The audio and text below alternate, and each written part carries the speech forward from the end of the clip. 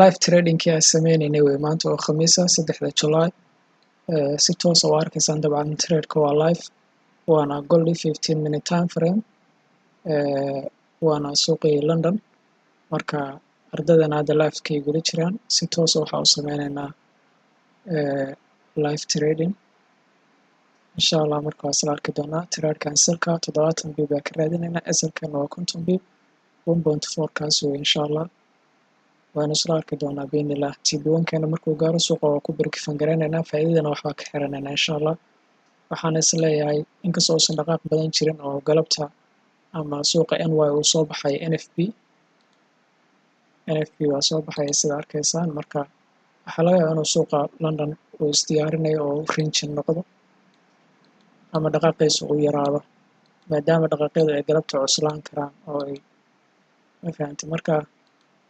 waa arki doonaa laakiin inshallah trade-kan iyo sida uu ku dhamaado so guys sida arkaysaan runtii asalkeena aad baa loogu dhawaaday hadda waxaa moodaa kanalkeena wuu qaadanayo waa arki doonaa inshallah this was nature of the market dhib malaan haddaan asal qaadana xitaa so guys sida arkaysaan ilaahay waa mahad iska leh khasaare aad ku weyn oo suuqa uu naga soo saaray entry point-geenu yimaaday sidaa darteed maadaama high risk ay jirto suuquna uu chance-keena siiyey in loss-keenii oo 50 bib-ka ahaa ama asalkeenii oo 5 bib keliya ka dhimantaana laga soo saaray ma doonayno inaan next time haddana khatartaas aan u bareerno so that asalkeena hadda waxaan kusoo manage garaynay 16 bib oo keliya 16ka bib baan kaga baxaynaa only haddii kalena inshallah waxa weye faa'iidaanu ka heli doonaa guys sida arkaysaan ilaahay waa mahad oo dhan iska leh trade-ka wuxuu naga soo saaray 50 bib oo asalada ahayd 45 bib baa nala geeyey oo nalaga soo saaray alxamdulillah sida arkaysaan kadibna waxaan sameynaynaa asalkeena aan ku update garayna waxaa la yidhaha 16 bib aan keennay markuu naga soo saaray kadibna still aan trade-ka sii haysanay then total wuxuu naga soo saaray waxaa la yidhahdo loss-kii faa'iiduu noo bilaabay and then TB1keena wuuna gaarsiiyey 25 bib hadda trade-ka break even baa noogu xiran waa arki doonaa waxaan kala kulanno 50ka bib weye laftarkeeda waa soo update garayna waxaa la yidhaahdo marka hore 70 bib buu ahaa maadaama dhaqaaqa xoogga leh hadda aan expect garayn karin okay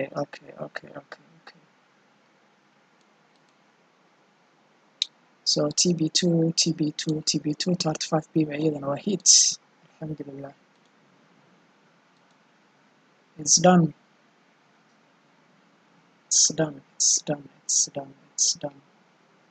yes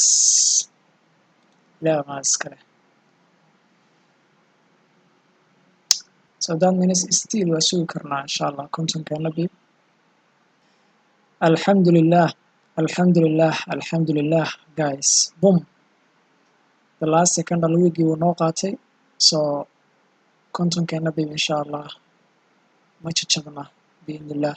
so imagine brother ninka 50 bib oo loss laga soo saaray ee 50 bib oo faa'iida loogu bedelay 100 bib suuqaanu soo dhaqaaqay ya wallahi yani qofka hadduu ka adagay emotionkiisa wax ciyaar maaha ya 50 bib oo loss ana laga soo saaray intaas dhan trade-ka waa haysanay macnaha dhaqaaqaana hayna markasta sadabkayga ku kalsoonaa inkastoo suuqu si ahaan buu runtii aad u xiyaa sababtoo ah loss-kaan oo dhan ma rabin inuu suuqa i gaarsiiyo meesha ugu weynaa sugaya waxay ahayd haddaa aragtaan line-kaani candle-kan imuusan gaarin so candle-kan haddii uu gaaro inuu week ii sameeyo kadibna aan silka helo waxaan dhan ma expect garanay runtii dhaqaaqa sidaan u weyn laakiin still iyadoo dhacday haddana trade-ka waa haysanay ilaahay xamdigiisana ugu dambeyntii waa weyn garanay trade-kan hadda almost 40 iyo maxay 7 bib meelahaas camal wadaa so TB-gaaga markuu suuqa soo gaaro badda hirkeedoo kale u malaynaya maxay tahay niyo ya intaa yarta halahaas hadda 3 bib waa kugu dhibaa macnaha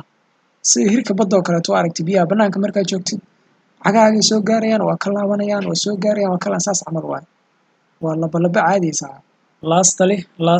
lastly boom yes alxamdulillah nabadgelya saaxiibayaal